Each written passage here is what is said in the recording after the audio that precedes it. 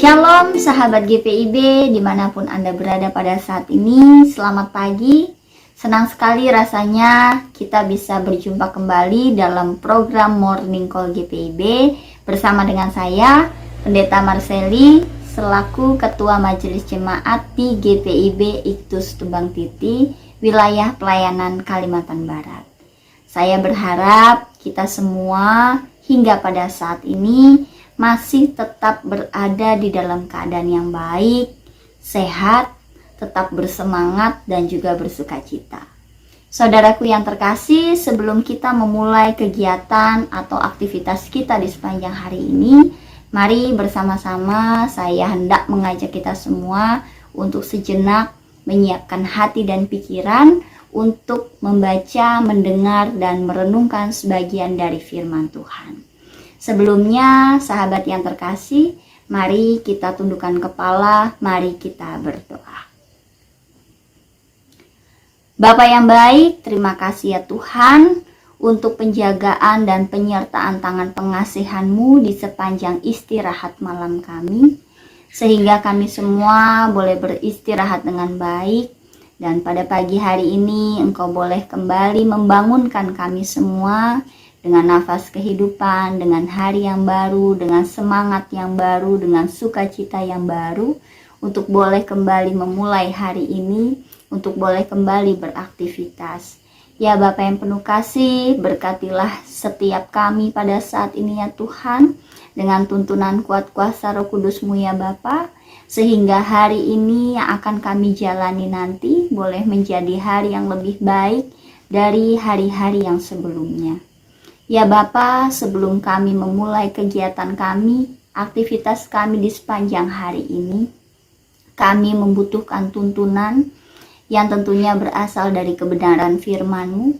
Oleh sebab itu ya Tuhan, pimpin, tuntun, bimbing dan sertai hati dan pikiran setiap kami dengan kuat kuasa Roh Kudus-Mu, agar ketika kami sejenak kembali membaca, mendengar dan merenungkan sebagian dari firman-Mu, kami semua boleh menerimanya dengan baik, boleh memahami firman Tuhan ini dengan benar, bahkan mampu melakukan firman Tuhan ini dengan taat dan setia, dan bukan hanya menjadi pendengar saja. Ini kami anak-anak-Mu ya Tuhan, kami siap untuk mendengarkan suara Tuhan melalui firman-Mu pada saat ini. Oleh sebab itu bersabdalah kepada kami. Amin.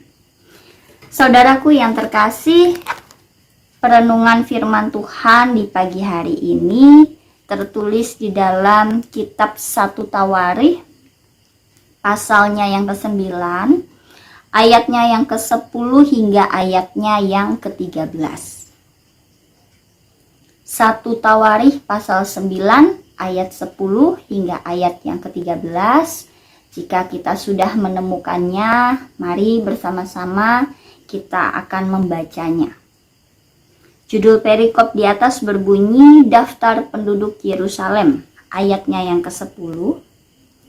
Dari para imam ialah Yedaya, Yoyarib, Yakin, Azaria bin Hilkiah, bin Mesulam, bin Zadok, bin Merayot, bin Ahitub pemuka rumah Allah, lalu Adaya bin Yeroham, bin Pasyur, bin Malkia, dan Masai bin Adiel, bin Yazera, bin Mesulam, bin Mesilemit, bin Imer, dengan sanak saudara mereka, kepala-kepala puak 1.760 orang, orang-orang tangkas untuk menyelenggarakan ibadah di rumah Allah. Demikian firman Tuhan, haleluya.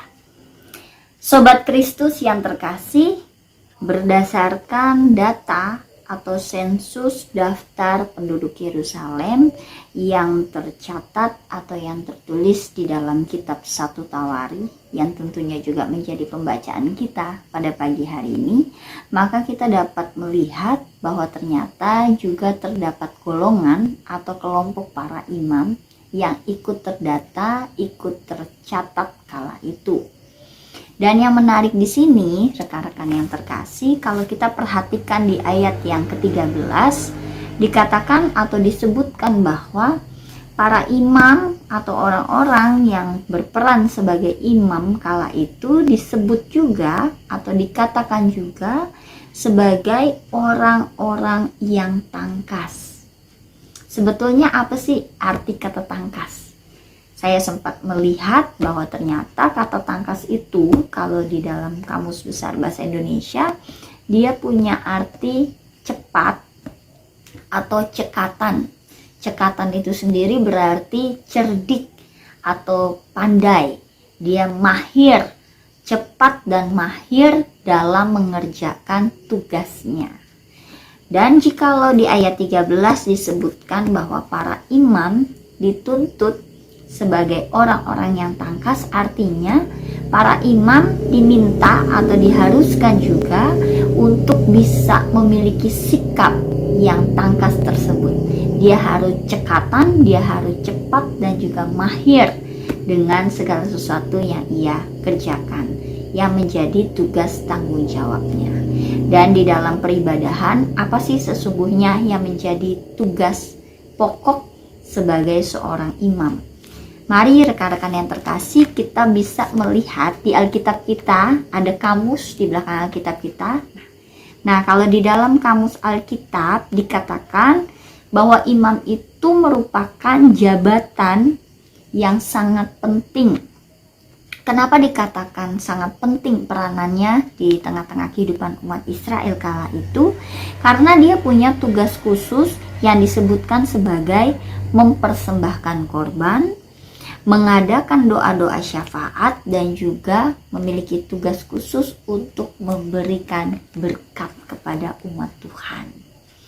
Rekan yang dikasih oleh Tuhan, dari sini kita bisa belajar dari para imam, yaitu bahwa ketika kita diminta, dipercayakan, dipanggil, dan diutus oleh Tuhan untuk melayaninya di rumah Allah, maka kita juga diminta untuk boleh senantiasa bisa melayani dengan mengutamakan kesungguhan hati, bukan melayani Tuhan dengan setengah-setengah, apalagi melayani Tuhan dengan keterpaksaan, ketidakikhlasan, ketidaktulusan. Dan kita juga dituntut bisa belajar dari para imam di dalam firman Tuhan hari ini. Ketika kita melayani Tuhan, kita juga diminta melayaninya dengan penuh kesetiaan dan juga ketepatan serta kualitas melayani Tuhan yang baik. Berikan yang terbaik bagi Tuhan. Kenapa demikian? Karena Tuhan juga telah memberikan yang terbaik kepada kita. Jadilah para pemimpin di tengah-tengah kehidupan kita saat ini, baik itu kehidupan berkeluarga, kehidupan bermasyarakat, maupun di dalam kehidupan bergereja, sebagai pribadi-pribadi yang tangkas, yang cekatan, yang cepat, yang mahir, yang peka untuk melayani Tuhan dan sesama.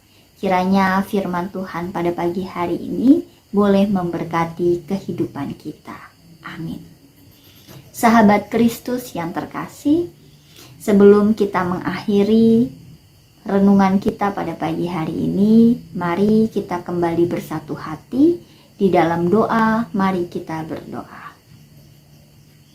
Bapa, terima kasih karena berdasarkan kebenaran firman-Mu pada pagi hari ini, maka setiap kami boleh diingatkan sekali lagi bahwa sesungguhnya kami semua telah Engkau panggil, telah Engkau berikan kepercayaan untuk juga boleh menjadi para pemimpin, memberikan contoh dan teladan bagi setiap orang yang ada di sekeliling kami, agar kami mampu menjadi pribadi yang setia, yang tangkas, yang cekatan, yang cerdik, yang mahir, terutama terkhusus ketika kami melayani Engkau. Ya Bapa yang penuh kasih, sebentar kami akan memulai kehidupan kami, aktivitas kami di sepanjang hari ini. Biarlah melalui kebenaran firman-Mu, Engkau boleh menuntun kami, menyertai kami, sehingga hari ini boleh menjadi hari yang lebih baik dari hari-hari yang sebelumnya.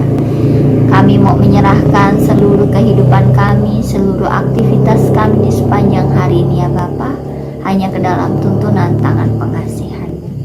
Dengar dan kabulkan doa kami yang jauh dari yang sempurna ini ya Tuhan, yang kami naikkan dan alaskan hanya dalam satu nama, Tuhan kami Yesus Kristus. Amin. Terima kasih rekan-rekan yang dikasih oleh Tuhan. Kiranya renungan kita pada pagi hari ini boleh memberkati kehidupan beriman kita. Selamat beraktivitas, sampai jumpa lagi di lain kesempatan. Tuhan Yesus memberkati.